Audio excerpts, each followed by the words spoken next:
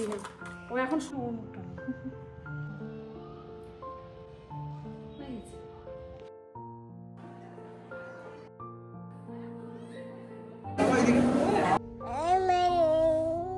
Hello everyone, আমি সুস্মিতা। আমার নতুন একটি ব্লগে আপনাদের অনেক অনেক স্বাগতম। আশা করি সবাই খুব ভালো আছেন, সুস্থ আছেন, আর আমরাও খুব ভালো আছি। দেশে এসে কিট্টুর অন্নপ্রাশন করেছিলাম, তার সকালের ব্লগটা তো বেশ কিছুদিন আগে শেয়ার করেছিলাম আপনাদের সাথে। তবে রাতের ব্লগটা এডিট করে আপনাদের সাথে কিছুতেই আর শেয়ার করে উঠতে পারছিলাম না। তো চলুন আজকে খানিকটা বড় ব্লগ নিয়ে আপনাদের সামনে চলে এসেছি। তো অনুষ্ঠানের দিন দুপুরবেলা কিট্টুর মুখে ভাত হয়ে যাওয়ার পরে ভবনে খাওয়া দাওয়া সেরে নিয়ে কিট্টুকে আমরা ভবনে ঘুম পাড়িয়েছিলাম। সেখানে রোহন রয়েছে ওর পাশে, আর বাড়ির লোকরা বাড়িতে চলে এসেছে। তবে আমি বাড়িতে এসেছিলাম কিছু কাজের জন্য, তারপরে আমি আবার যাব মেকআপ আর্টিস্টের কাছে মেকআপ করতে। তবে বাড়িতে এসে এখানে দেখতে পেলাম সকলে মিলে সেদিন আবার কিট্টুর ঠাকুরদা মানে কিট্টুর দাদুর জন্মদিনও ছিল। তো সেই জন্মদিনের কেক কাটার আয়োজন চলছে। তো চলুন এখন তাহলে সকলে মিলে বাবার জন্মদিনের কেকটা কেটে ফেলি। কেউ তো রেডি করে নিয়ে আসছে ভবন থেকে। বাস ওই তো হয়ে গেছে। সেই চালগুলো ভালো না, মোটা। সে হোক, ধান হলি দেখি ভাত খাবে নাকি? আমার থেকে করো জেম্মা, আশীর্বাদ দাও। ওটার জন্যই তো বলা হলো, প্রতিবার তো আমরা দেই না। আমি এই জন্যই আসলাম। তাহলে তোমাকে তো এর জন্য নিয়ে আসতে হলো। কে জানে দুই হাত দিদি। হ্যাঁ বড় না একদম। এই ছবি মোবাইল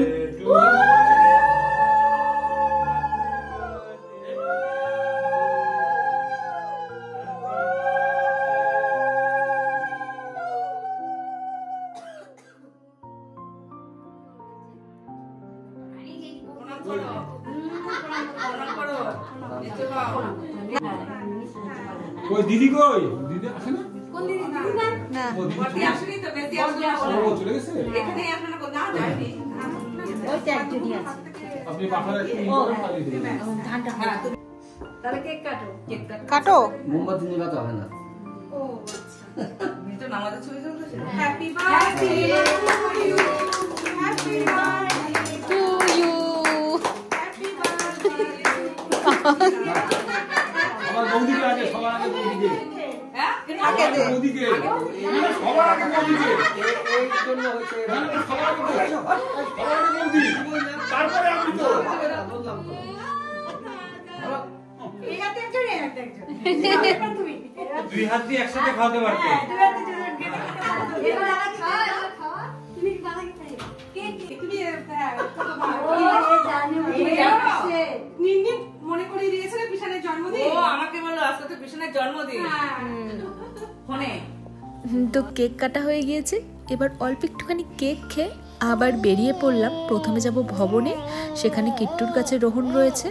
তো ওকে কিছু জিনিসপত্র দিয়ে তারপরে আমি বেরিয়ে যাব মেকআপ আর্টিস্টের কাছে মেকআপ করতে।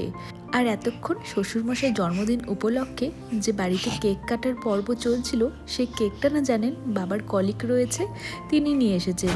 আর সেই কাকুই প্রত্যেকবারই বাবার জন্মদিন উপলক্ষে এইভাবেই কেক নিয়ে আসেন। আজকে দেখুন অনুষ্ঠানের নানান ব্যস্ততার মধ্যেও কেক নিয়ে আসতে বলেননি।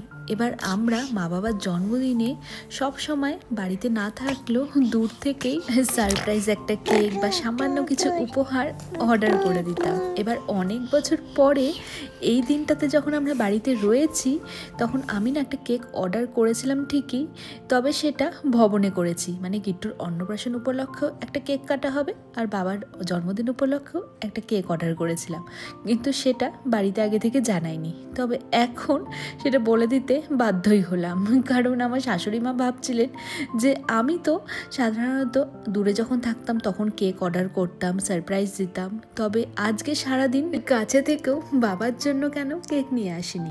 তারপরে বলতে বাধ্য হলাম যে না, আমিও বাবার জন্য একটা ভবনে কেক অর্ডার করেছিলাম। তো যাই হোক, সেই কেক কাটা হবে পরে। এবার আমি দেখুন চলে এসেছি মেকআপ আর্টিস্টের কাছে মেকআপ করতে। এবার আমার কাছে শীত গ্রীষ্ম বর্ষা মানে মেকআপ করার জন্য ইন্দ্রাণী দি ভরসা। এই দিদির কাছে আমি বিয়েতে সেজেছিলাম।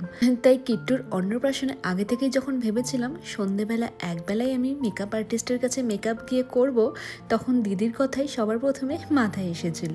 তাই আগে থেকে অন্নপ্রাশনের ডেট পাকাপাকিভাবে ঠিক না হলেও ইন্দ্রাণীদিকে আমি বলেই রেখেছিলাম আমার মেয়ের এত বড় অনুষ্ঠানের দিন সন্ধেবেলা দিদির কাছেই আমি আসবো সাজার জন্য। তো সে মতোই আমি চলে এসেছি মেকআপ করার জন্য। অনেক বছর পরে এখানেও মানে বিয়ের পরে হয়তো একবার সেজেছিলাম, আবার এসেছি মন ভরে সাজার জন্য। এবার নিজেদের বাড়ির অনুষ্ঠান, দায়িত্ব কাজ অনেক বেশি থাকে। দিদি আমাকে সময় দিয়েছিল বিকেল 4:30টার সময় মেকআপ করতে আসার জন্য। সেখানে আমি এসে 6টা, প্রায় 1.5 ঘন্টা লেটে এসে পৌঁছেছি। ভাগ্যে সেদিন কোনো বিয়ের ডেটও ছিল না, বা আমাকে ছাড়া অন্য কারোর এখানে এসে সাজার কথাও নয়। মানে সেদিন রাতে আমি একাই ছিলাম যাকে দিদি সাজিয়েছিল, তাই খানিকটা কম বকুনি খেতে হয়েছিল দেরি করে আসার জন্য। নাহলে আমি না বেশ ভয় পাচ্ছিলাম এবং খুব খারাপও লাগছিল যে আমি এতটা দেরি করে ফেললাম।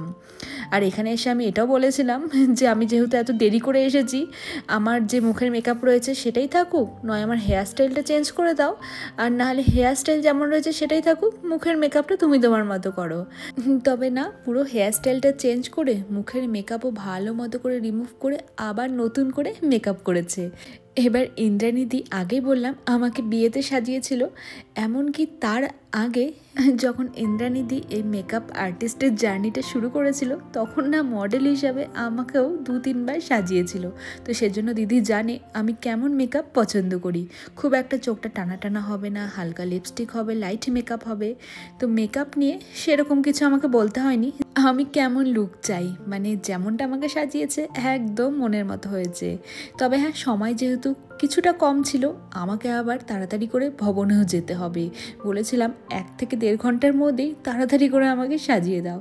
তো সেজন্য ভেবেছিল চুলটা আমার খোপা করে দেবে। তবে আমি যেহেতু সকালবেলা খোপাই করেছিলাম, সেজন্য সন্ধেবেলায় চেয়েছিলাম চুলটা একটুখানি ছাড়া থাকুক আর কার্ল করে দিক, আর সাইডে একটা ছোট্ট গোলাপ ফুল লাগাবো। তো মুখের মেকআপের সাথে সাথে হেয়ার স্টাইলটাও একদম মনের মতো হয়েছে।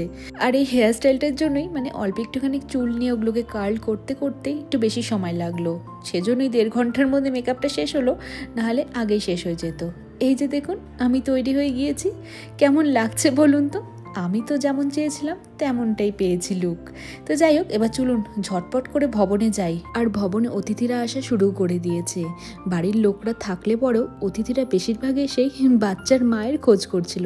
সেজন্যই আমাকে বাড়ির লোক বারবার করে ফোন করছিলেন যে আমার মেকআপ হয়েছে কিনা, আমি যেন তাড়াতাড়ি সোজা ভবনেই চলে আসি। তো ভবনে পৌঁছতে পৌঁছতে প্রায় 8:30 বেজে গিয়েছে। অনেক লোকজন আসা শুরু করে দিয়েছে। ওদিকে আবার রোহনও অপেক্ষা করছিল আমি কখন এসে ওকে ড্রেস দেবো, তারপরে রেডি হবে। তো যাই হোক, অন্নপ্রাশনের দিন রাতে আর কি করেছিলাম সেই সব নিয়ে আসছি পরবর্তী ব্লগে। ততক্ষণের জন্য টাটা।